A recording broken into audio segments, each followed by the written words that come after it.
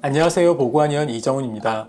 이번 치료 케이스는 돌발성 난청으로 보청기를 착용한 염증 수치인 CRP가 매우 높은 환자의 치료 케이스입니다.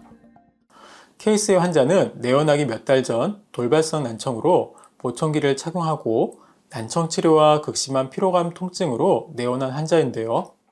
환자분은 내원 수개월 전 왼쪽 귀에 돌발성 난청으로 보청기를 착용하지 않으면 어음 분별이 되지 않았고 등과 허리의 근육의 통증과 체력 저하로 내원한 환자분입니다.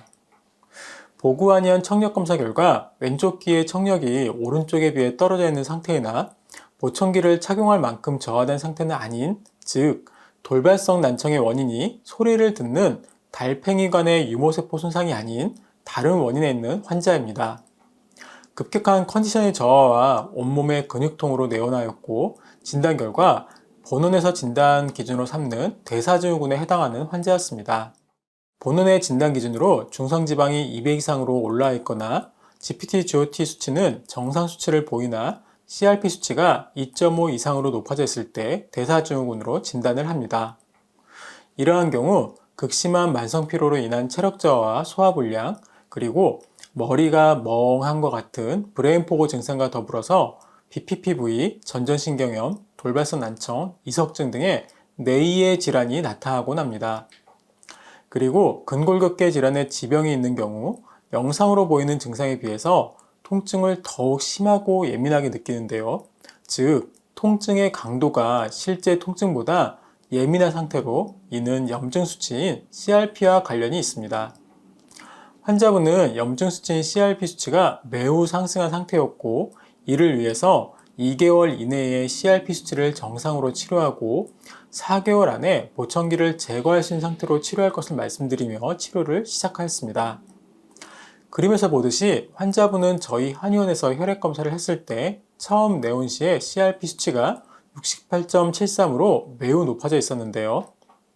이렇게 CRP 수치가 높아지면 혈중 염증을 일으키는 TNF-알파나 인터루킨-6, 리치스틴 등이 높아져 있는 상태로 이러한 염증 물질들은 종양을 유발하거나 세포 자멸사를 유도하는 물질입니다. 즉, 우리 몸의 세포가 일정 기간을 두고 퇴화되고 새로 생성되는데 TNF-알파, 인터루킨-6 등이 높아지면 건강하던 세포도 수명이 다하지 않아도 손상시키게 하는 물질들입니다. 이런 물질들이 높아지면 혈중 떠돌아다니다가 관절이나 특정 기관에 붙어서 손상을 일으키거나 암을 유발하는 등 염증을 일으켜서 조직을 망가뜨리기 때문에 스테로이드나 항히스타민제와 같은 약으로도 듣지 않는 만성 염증 질환이 발생하게 됩니다. 그래서 근본적으로 이러한 TNF-알파, 인터루킨-6, 리치스틴 등을 줄이는 치료를 해야 하고 근본적으로 염증을 줄이는 치료를 해야 CRP도 떨어지고 양약으로도 잡히지 않던 증상이 치료가 됩니다. 케이스의 환자분은 치료 한 달 만에 3.31로 떨어지고 발한과 피로감도 눈에 띄게 줄어들었으며 치료 2달이 지난 시점에서 CRP 수치가 2.85로 떨어졌습니다.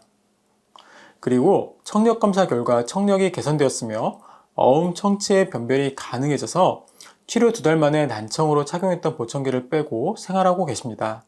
이후 환자는 CRP 수치가 내려감에 따라서 근육통과 피로감도 줄어들고 대사증후군의 완전한 치료를 위해서 추가 치료를 하고 있는데요. 그 결과 체중도 10kg 이상이 감량해서 건강한 생활을 유지하고 있으며 다른 근육통과 피로감도 완전히 치료되었습니다. 특히 이번 경우같이 혈액검사 결과 CRP 수치가 높아지면 평소에 가지고 있던 질환의 통증이 커지는 경우가 있으며 진단검사상의 증상보다 증상을 심하게 느끼는 경우가 많은데요. 염증이 발생하는 원인을 줄여주는 근본적인 치료를 하면 난치성 질환도 치료가 되는 케이스들이 많이 있습니다. 저희 보고한의원은 대학병원 수준의 검사기기로 정확히 진단하고 환자분의 병리를 해결하는 한의치료로 많은 분들의 회복을 바라고 있습니다. 이상 난청으로 보청기를 착용한 염증 수치인 CRP가 매우 높은 환자의 치료 케이스였습니다. 도움되셨다면 저희 보고보감 구독, 좋아요, 알림 설정 부탁드립니다.